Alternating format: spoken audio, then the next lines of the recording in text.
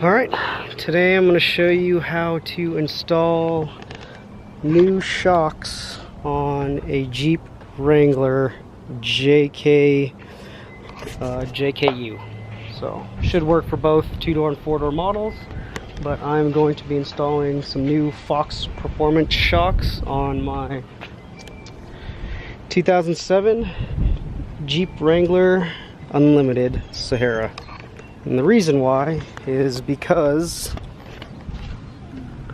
that one right there is leaking after my first off-road trip.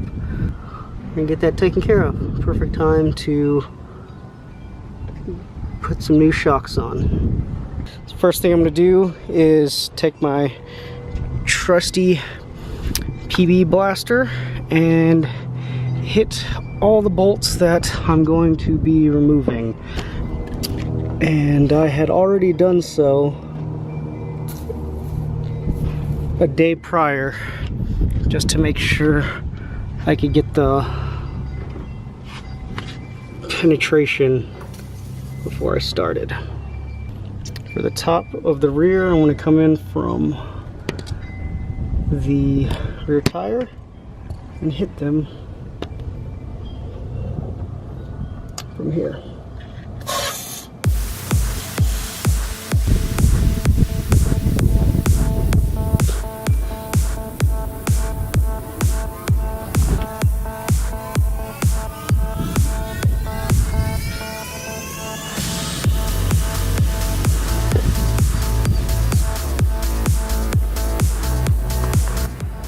Alright, first thing I'm going to do is remove the bottom shock bolts, or the bolts that are holding the shock in at the bottom. For some odd reason they are an 18, which seems like a weird size. Either way, we got one 18 socket. I'm going to use adjustable wrench to hit the other side.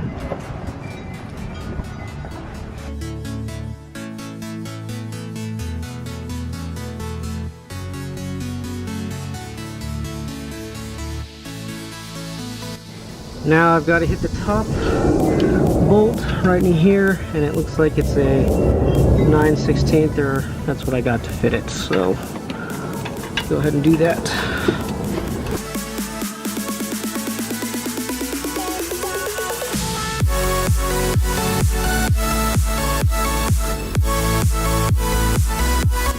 Now the whole thing should come right out.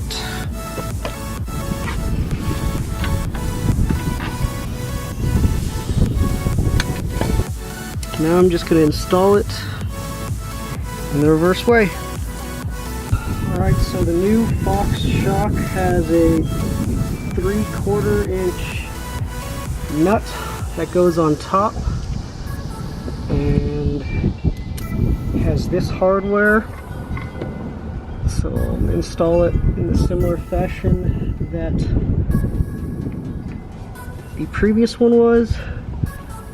So washer, rubber bushing, shock mount, rubber bushing, and then washer.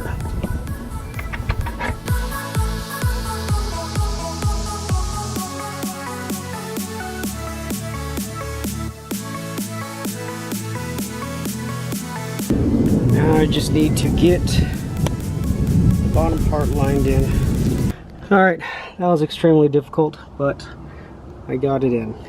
I had to use a jack, position it, get it up close, and then use a pry bar and a screwdriver to line up the bottom holes. That was a pain in the butt. Moving on to the driver's side.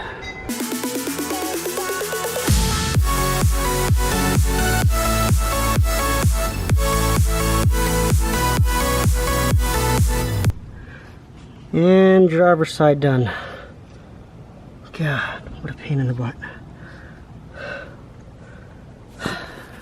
Alright, for the bottom, it is going to be a 19mm for mine. Maybe different for yours, but I'll be using 19 at the bottom.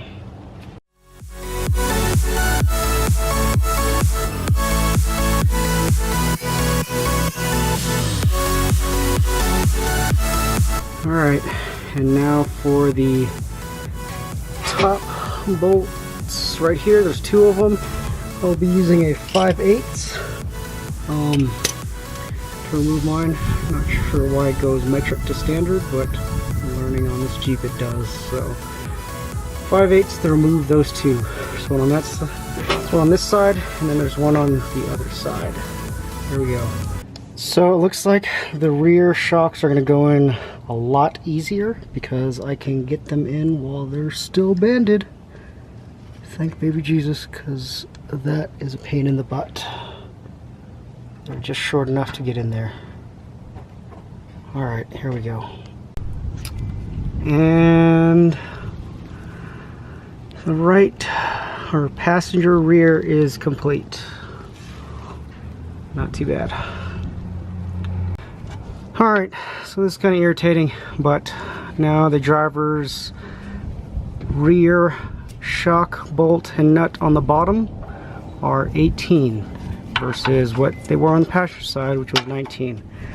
I'd go with matching hardware, but I don't have any right now, and they seem to have held, so I will worry about it at another time. Interesting to see that one side's 19, the other side's 18. Good times.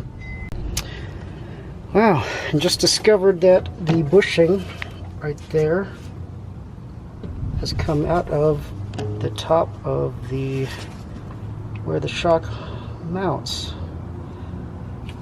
That's not good. So now I actually just discovered while taking out the top that the whole top of the shock mount for the rear is actually broken. It's supposed to connect through there. Bushing's supposed to be in there, which it's not. Looks to be some damage up top too. So I guess it's about time that these were replaced. Driver's side rear is done. Whew. Took me a little while, but I saved myself about $500 on a trip to the dealership.